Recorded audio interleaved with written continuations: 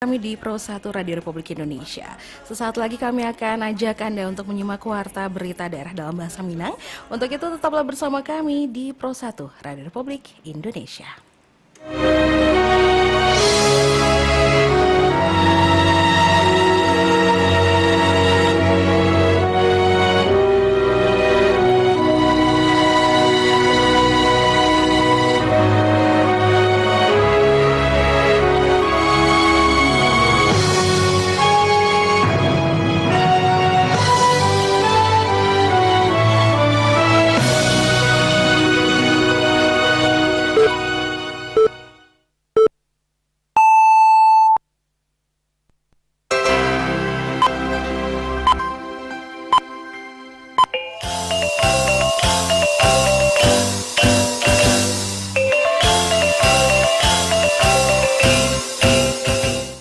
Selamat siang saudara Mandanga, untuk mengawali perjumpaan siang hari dalam Warta Berita Minang, kami sampaikan sari berita utama. Gunung Merapi Kapatang mengalami erupsi, tinggi kolom abu mencapai 1.600 meter. Persatuan Perawat Nasional Indonesia PPI Kota Padang Panjang Baharo peringatan Hari Perawat Internasional untuk menghargai dedikasi para perawat. Buletin Berita Minang Hariko selengkapnya dibacakan De Irvi Anissa. Gunung Merapi Kapatang mengalami erupsi, tinggi kolom abu mencapai 1.600 meter, berwarna kelabu, intensitas tebal, condong ke arah timur laut atau kota Padang Panjang. Selengkapnya dilaporkan Yudi Prama Agustino. Pos Gunung Api melaporkan Gunung Merapi nan berada di Kabupaten Agam dan Kabupaten Tanah Datar, Provinsi Sumatera Barat, mengalami erupsi atau melatih pada Rabu pagi Kapatang, sekira pukul 9:42 waktu Indonesia Barat, tinggi kolom abu mencapai 1.600 meter di atas puncak gunung. Petugas Pos Gunung Api PGA Gunung Merapi Ahmad Rifandi menyebutkan kolom abu teramati berwarna kelabu intensitas tebal condong ke arah timur laut atau kota Padang Panjang. Erupsi ko terekam di seismograf amplitudo maksimum 30,4 mm dan durasi sekitar samini 2 datia. Saat Gunung Merapi berstatus waspada atau level 2, Pusat Vulkanologi dan Mitigasi Bencana Geologi PPMBG mengeluarkan sejumlah rekomendasi, antara lain melarang masyarakat, wisatawan atau pengunjung berkegiatan di dalam radius 3 km dari pusat aktivitas atau kawah Fairbank. Di samping itu, sambung Ahmad Rifandi, PVMBG juga mengingatkan ancaman potensi lahar dingin, terutama bagi masyarakat nan bermukim di sepanjang aliran sungai nan berhulu dari puncak Gunung Merapi. Kondisi itu terutama saat terjadi hujan atau musim hujan, kemudian apabila terjadi hujan abu, masyarakat diimbau menggunakan masker penutup hidung dan mulut guna menghindari gangguan saluran pernafasan. Ahmad Rifandi menjelaskan potensi terjadinya letusan atau erupsi masih tetap ada dan dapat terjadi sewaktu-waktu sebagai bentuk pelepasan dari akumulasi tekanan atau energi dan dihasilkan dari dinamika pasukan fluida atau magma dari kedalaman. Pos pengamatan Gunung Api Merapi mencatat pada pukul 9:42 terjadi erupsi dengan amplitudo 30,4 dan lama gempa 62 detik dengan tinggian kolom 1.600 meter di atas puncak. Untuk arah angin teramati ke arah timur, ke arah Padang Panjang. Sebelum terjadinya erupsi memang ada peningkatan kegempaan vulkanik yang menandakan adanya suplai magma dari dalam tubuh gunung api. Diharapkan kepada masyarakat untuk tetap tidak memasuki radius 3 km dari puncak aktivitas atau kawah Fairbank, selalu waspada ketika beraktivitas di aliran-aliran sungai yang berhulu dari Gunung Api Merapi, terutama pada musim hujan. Sebelumnya, tambah Ahmad Rifandi, Pos Gunung Api PGA mencatat Gunung Merapi mengalami 7 kali erupsi selama periode 1 hingga 12 Mei 2025, kolom abu tertinggi mencapai 1 km. Dari 7 kali erupsi sepanjang bulan Mei 2025 itu, PGA mencatat tinggi kolom abu tertinggi mencapai 1.000 meter dan terjadi pada 4 Mei 2025 pukul 22:09 waktu Indonesia Barat. Yudi Prama Agustino melaporkan. Tim penyelamat Posar Pasaman menurunkan tim dan sejumlah peralatan untuk mencari seorang warga yang diterkam buaya di kanal PT Bakri Pasaman Plantation di Kecamatan Kota Balingka, Kabupaten Pasaman Barat. Koordinator Posar Pasaman Novi Yurandi mengatakan korban diterkam buaya sekitar pukul 11 waktu Indonesia Barat ketika menyeberangi kanal PT Bakri Pasaman Plantation atau BPP bersama rekannya Banamo Mukri. Saat di pertengahan kanal, korban diterkam buaya dan kawannya Mukri berusaha untuk menarik tangan korban untuk menyelamatkannya. Namun upayanya indak berhasil. Setelah itu dilakukan pencarian oleh warga sekitar, namun korban indak juga ditemukan. Posar Pasaman langsung menurunkan personil pencarian dengan sejumlah peralatannya. Nusantara Padangga, Persatuan Perawat Nasional Indonesia (PPNI) Kota Padang Panjang Baharo peringatan Hari Perawat Internasional sebagai momentum untuk maharagoi dedikasi para perawat. Berikut laporan Nofri. Hari Perawat Internasional yang diperingati setiap 12 Mei menjadi momentum penting untuk menghargai dedikasi para perawat. Ketua Persatuan Perawat Indonesia atau PPNI Kota Padang Panjang, Masya Yunis menyampaikan hal itu saat ditemui di kediamannya di Kampung Manggis, Kecamatan Padang Panjang Barat, baru-baru ko. Yunis mengatakan tema Hari Perawat Internasional 2025 adalah perawat kita, masa depan kita, merawat perawat, memperkuat perekonomian. Tema ko dipilih oleh Dewan Perawat Internasional atau ICN untuk menekankan pentingnya investasi dalam kesejahteraan perawat demi kualitas layanan kesehatan serta penguatan ekonomi. Menurutnya, peringatan ko juga menjadi ajang untuk meningkatkan kesadaran masyarakat akan peran penting perawat dalam sistem kesehatan. Perawat adalah pahlawan kesehatan dan berada di garda muka. Indah hanya memberikan layanan medis, tetapi juga kasih sayang dan dukungan emosional untuk pasien. Ya, apabila dibandingkan dengan profesi lain, kesejahteraan perawat masih jauh tertinggal. Jadi kami berharap ke depan pemerintah lebih memperhatikan kesejahteraan perawat.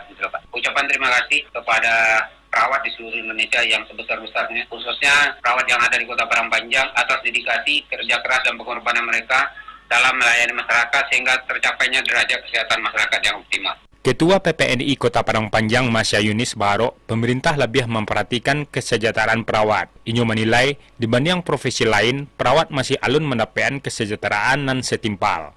Nofri melaporkan. Sebanyak 120 warga rentan di Kota Payakumbuh menerima bantuan asistensi rehabilitasi sosial atau atensi dari Kementerian Sosial Republik Indonesia. Wakil Wali Kota Payakumbuh Elza Daswarman mengatakan, penerima manfaat tersebut terdiri dari 75 orang yang merupakan lansia, sampai pula penyandang disabilitas, sampai anak, dan 5 dari kelompok rentan lainnya. Elza Daswarman menambahkan, bantuan itu meliputi pemenuhan kebutuhan dasar, bantuan aksesibilitas, dan dukungan kewirausahaan. Iko adalah bentuk perhatian pemerintah kepada mereka nan membutuhkan. Dirinya pun menyampaikan apresiasi kepada Kementerian Sosial RI dan Sentra Abiseka Pekanbaru yang telah menyalurkan bantuan secara tepat sasaran di Kota Payakumbuh. DPW DMI 50 Kota diharapkan menjadi motor penggerak peningkatan peran masjid dalam membantu generasi intelektual berdaya saing. Berikut laporan Irsyad.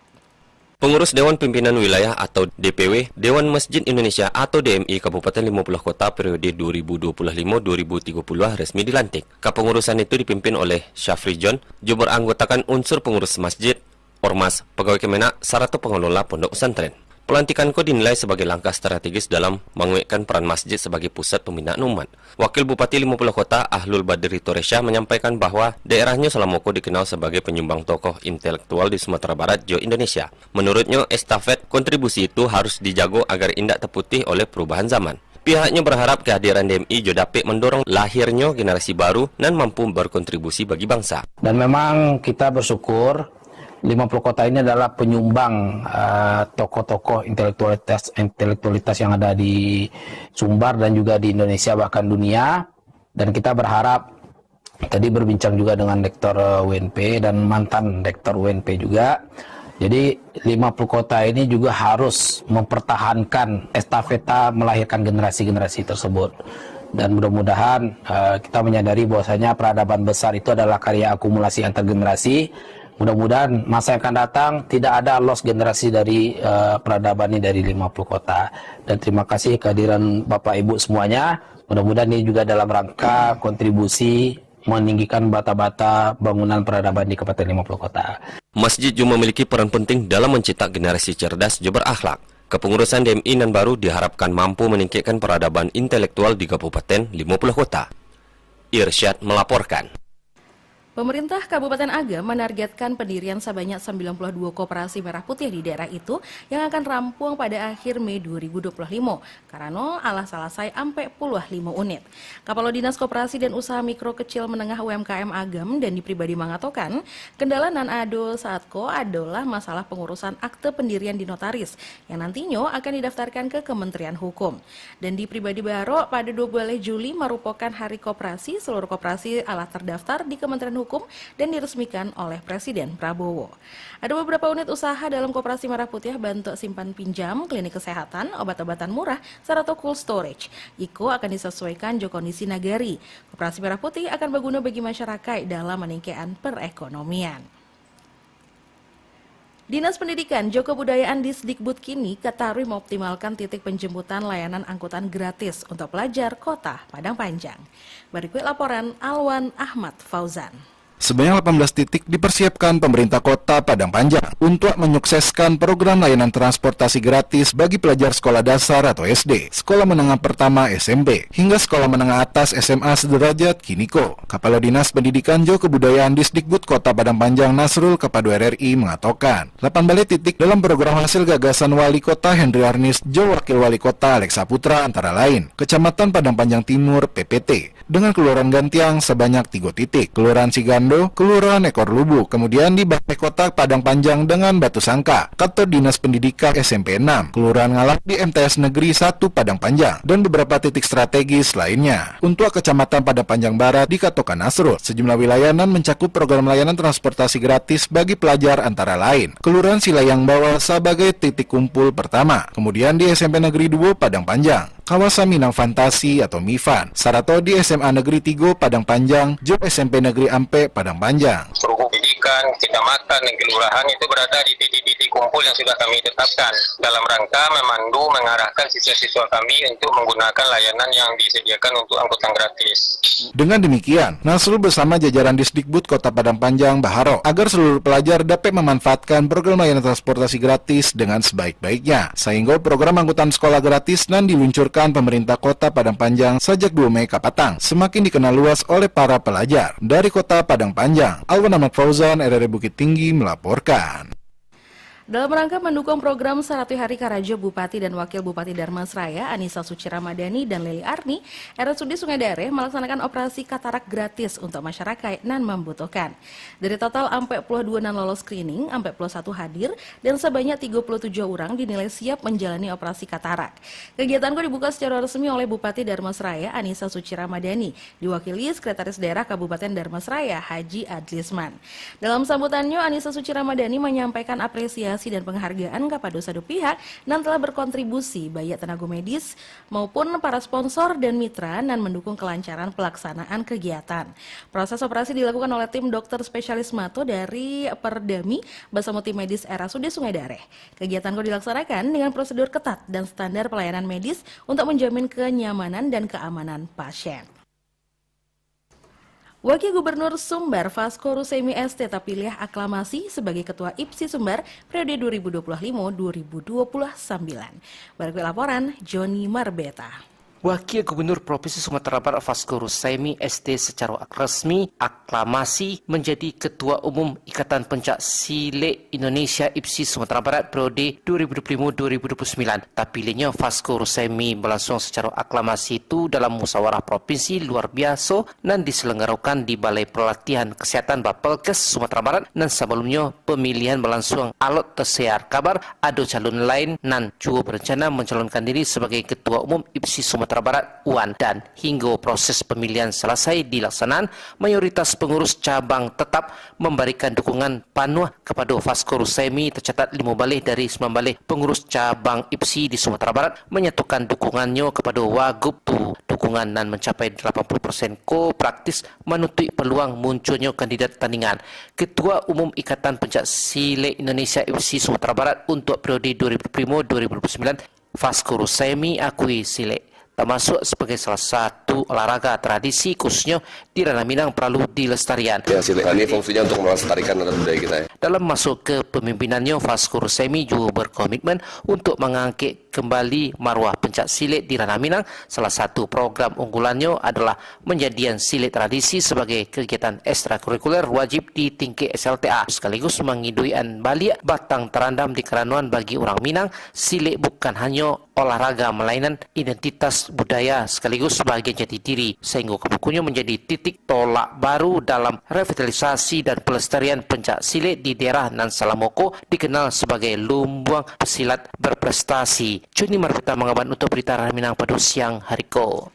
Berita terakhir, Wakil Wali Kota Payakumbuh Elza Daswarman menilai pelaksanaan Liga Silaturahmi Perisai 2025 untuk tim sekolah sepak bola atau SSB dapat membentuk karakter anak. Elza Daswarman mengatakan bahwa olahraga seperti Liga Sepak Bola Usia Dini bukan hanya membina fisik tetapi membentuk karakter anak sejak dini agar terhindar dari pengaruh negatif. Dirinya mendorong agar turnamen serupa itu digelar lebih sering dan lebih besar lagi di masa yang akan datang, mengingat dampak positifnya terhadap tumbuh kembang anak. Elza Daswarman juga berpesan kepada panitia agar menjunjung tinggi keadilan serta sportivitas dalam penyelenggaraannya. Dan sana pandangan, sekian berita daerah Babaso Mindang untuk siang hari ko, Kamis 15 Mei 2025. Berita daerah selanjutnya dapat didengarkan besok pagi pukul 6 waktu Indonesia Barat. Terima kasih dan salamai siang.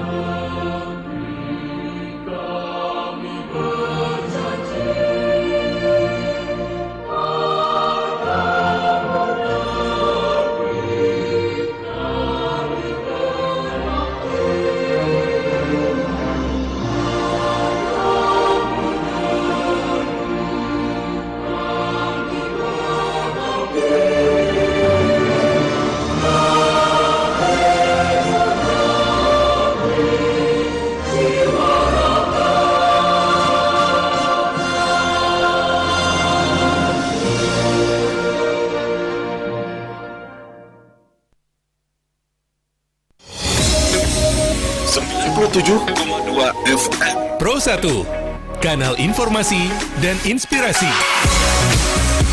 Pro 1, kanal informasi dan